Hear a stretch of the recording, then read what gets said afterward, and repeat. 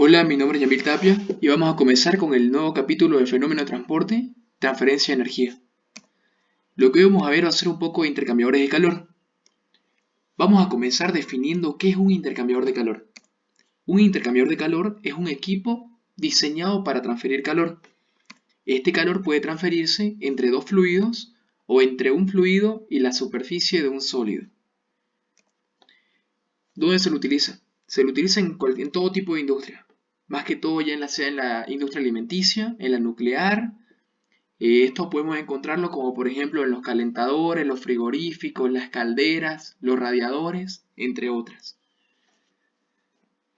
Para sumergirnos un poco dentro del tema, vamos a hablar sobre algunos de los tipos de intercambiadores de calor que existen en la industria.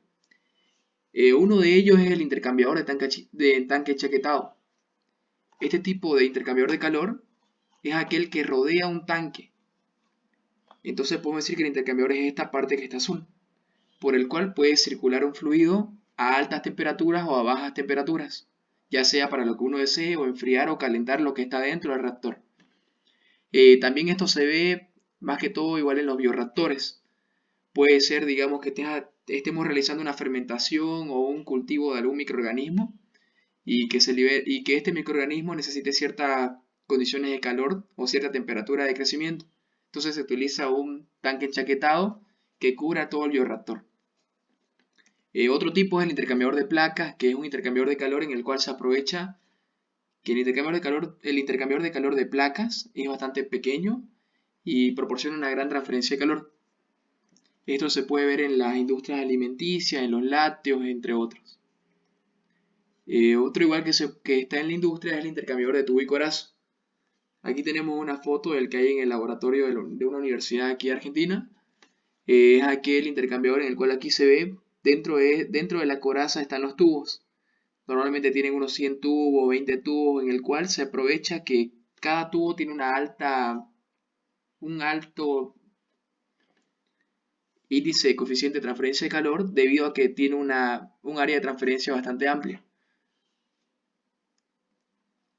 Otro de los intercambiadores de calor puede ser un intercambiador de serpentín. Se lo coloca dentro del bioreactor también. Entonces el serpentín en el cual se hace circular un fluido y también proporciona una alta área de transferencia. Y el último tipo de intercambiador de calor es este intercambiador de calor de doble tubo. Es el más sencillo, pero que ya está en desuso en la industria.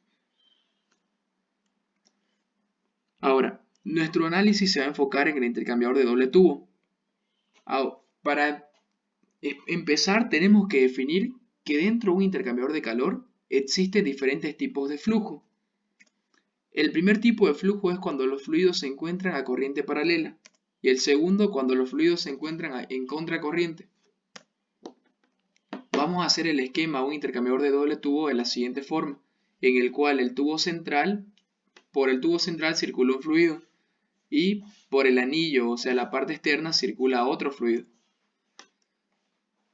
En este tema hay dos esquemas. El primer esquema es el esquema del tubo, en el cual nosotros cuando no nos digan qué fluido circula por el centro y qué fluido circula por el anillo, nosotros suponemos que el fluido caliente pasa por el centro y el fluido frío pasa por el anillo.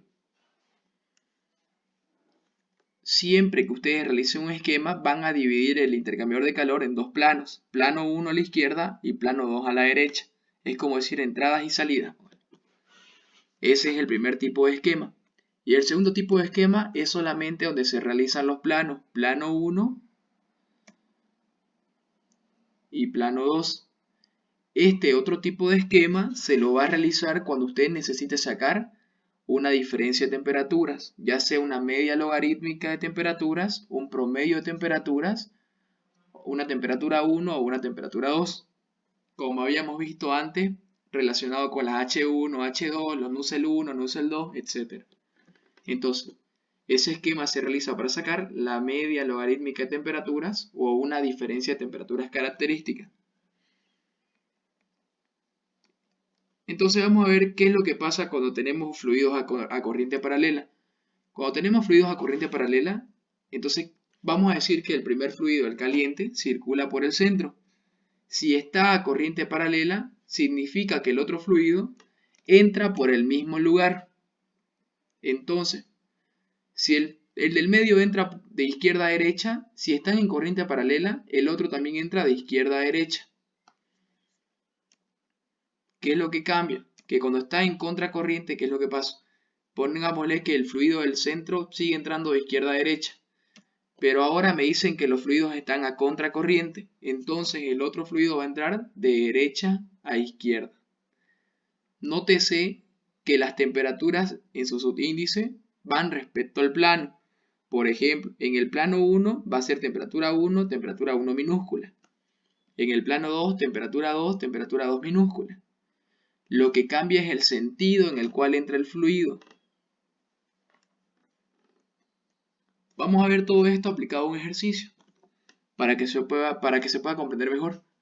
Veis, un líquido fermentado se bombea a razón de 200 kilogramos por hora a 30 grados centígrados a través del tubo interno de un intercambiador de calor, en el que se calienta hasta 70 grados centígrados mediante agua caliente que entra por la sección anular a 95 y sale a 60. El calor específico del líquido es de 0,966 y el del agua es de 1. Están en flujo paralelo. Determine la cantidad de agua necesaria para calentar el fluido fermentado y además determine el área de transferencia sabiendo que el coeficiente de calor, el global, es de 500 kilocalorías sobre metro cuadrado por hora por grado centígrado. Entonces vamos a plantear el ejercicio. Primero, tenemos que especificar una nomenclatura. Realizamos el esquema y especificamos una nomenclatura. Me dice que son fluidos en paralelo, quiere decir que ambos entran por el mismo lugar. Después, por si acaso, la nomenclatura ¿a qué se refiere? Ustedes tienen que especificar cuál es el fluido frío y cuál es el fluido caliente. En este caso, me dice, el líquido fermentado va a pasar de 30 a 70. Entonces quiere decir que el líquido se calentó. Como se calentó significa que es el fluido frío. Todo lo que tenga que ver con el fluido frío tiene que ir en letras minúsculas. Y todo lo que tenga que ver con el fluido caliente tiene que ir en letras mayúsculas. Entonces comencemos. Me dice que el flujo máximo del líquido es 2000 kilogramos por hora, que además entra con una temperatura de 30 grados centígrados. En este caso, yo sé que el líquido fermentado es el fluido frío, pero a mí me dice el líquido fermentado entra por el centro. Entonces yo digo que entra por el centro, a 30 grados centígrados, y sale a 70 grados centígrados. Además, me dice que se calienta con agua. El agua entra por el anillo, quiere decir que entra por acá, a una temperatura de 95 y sale a una temperatura de 80. Además de eso me da el Cp del líquido que es 0,966 y el Cp del agua que es 1. Ahí estábamos especificando que el líquido fermentado, como se va a calentar, es el fluido frío y el agua, como se está enfriando, es el fluido caliente. Listo. Entonces, siempre que ustedes tengan un problema de intercambiadores de calor, lo primero que se les tiene que venir a la mente es el balance de energía en un sistema no estacionario, en un sistema no isotérmico.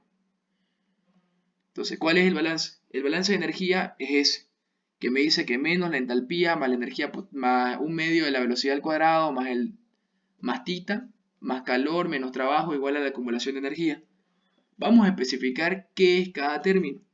El primer término va relacionado a la entalpía del proceso. El segundo término a la energía cinética. El tercero a la energía potencial. El cuarto, la Q, al flujo de calor. La W al trabajo y la diferencial va relacionada a la acumulación de energía. Vamos a hacer el análisis para un intercambiador de calor. Sabemos nosotros que un intercambiador de calor está en un sistema estacionario, además el tubo es del mismo diámetro y se encuentra de forma horizontal. Si es estacionario, quiere decir que no hay acumulación de energía. Si el tubo es del mismo diámetro, quiere decir que las velocidades no van a variar. Y como las velocidades no van a variar, entonces tampoco va a haber variación de energía cinética. Y además de eso, me dice que es un tubo horizontal, quiere decir que no va a haber variación de energía potencial considerable. Y ahora yo me hago una pregunta. ¿Existe una bomba dentro del intercambiador de calor? No. Entonces tampoco va a haber trabajo. Entonces, ¿cómo nos queda para un intercambiador de calor? Nos queda que menos la entalpía más el flujo de calor es igual a cero. Si yo despejo, me sale que el calor es igual a la variación de entalpía. Y sabemos que la entalpía es igual al flujo másico por el Cp por el delta T. Entonces, teniendo eso, nosotros podemos aplicarlo al análisis de mi problema. Vamos a analizar el calor transferido en el líquido fermentado. ¿Por qué analizo en el líquido fermentado? Porque en el líquido fermentado yo tengo el flujo másico, tengo el Cp y tengo las temperaturas. Quiere decir que yo voy a poder hallar el flujo de calor. Por si acaso, ustedes siempre van a colocar en el delta T la temperatura mayor primero. Entonces, ¿cómo me queda? El flujo másico del líquido es 2000 kg por hora, el Cp 0,966, la temperatura a la cual sale el líquido es 70 y entra 30. Entonces me queda que se transfiere un calor de 77.280. Listo. No nos olvidemos ahora, tenemos que realizar lo mismo, el mismo análisis en el otro fluido que es el agua. Entonces, ¿qué es lo que me pasa con el agua? Como es el fluido caliente, su nomenclatura no va a ser en letras minúsculas, va a ser en letras mayúsculas. Y a mí me dice el problema, ¿cuál es el flujo másico necesario de agua para que se pueda calentar el líquido? Entonces yo tengo que preguntarme, el líquido necesita un calor de 77.280. ¿Y quién le va a dar ese calor? Obviamente el otro fluido. Entonces el calor que el agua va a proporcionar va a ser el mismo, 77.280. El Cp del agua yo sé que es 1. El agua me dice que va a entrar a 95 grados y va a salir a 80. Entonces veo que tengo todos los datos necesarios para hallar el flujo másico. Despejo el flujo másico y reemplazo.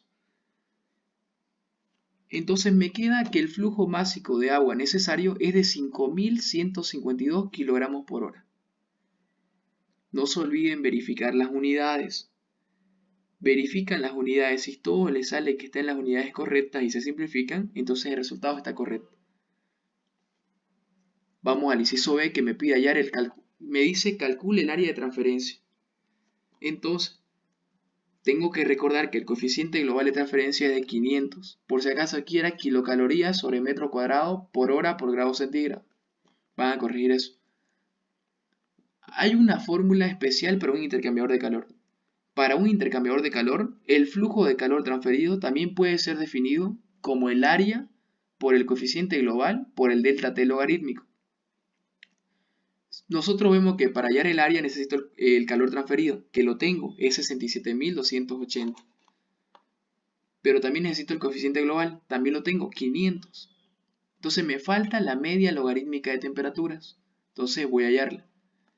Cuando necesitemos hallar la media logarítmica de temperaturas, sabemos nosotros que tenemos que recurrir a nuestro esquema tipo 2, en el cual solamente colocamos los planos. ¿Qué es lo que se hace en estos planos? Primero se analiza el fluido frío. El fluido frío entra a 30 grados centígrados en el plano 1 y sale a 70 en el plano 2. Entra de izquierda a derecha. Y el fluido caliente, lo mismo. Entra a 95 grados centígrados y sale a 80 grados centígrados en el plano 2. Entonces ya analicé mi media logarítmica de temperatura. Lo que me queda es reemplazar. ¿Qué es lo que me dice? Va a ser, la media logarítmica de temperatura va a ser izquierda menos derecha. Entonces, el mayor 95 menos 30 en izquierda. Menos, ahora a la derecha, el mayor 80 menos 70 en la derecha. Reemplazando eso, me queda que la media logarítmica de temperatura es de 29,38 grados centígrados. Una vez tengo ese dato, puedo hallar el área de transferencia. Despejo el área y me queda calor sobre U por delta T logarítmico. Si nosotros reemplazamos, sabemos que el flujo de calor es de 77.280, el coeficiente es de 500 kilocalorías sobre metro cuadrado por hora por grados centígrados, y el delta T es de 29,38. Si usted reemplaza eso, le sale que el área de transferencia necesaria es de 5,26 metros cuadrados. Entonces en eso va a acabar el video de hoy. Cualquier duda que tengan me la hacen con toda confianza y nos vemos.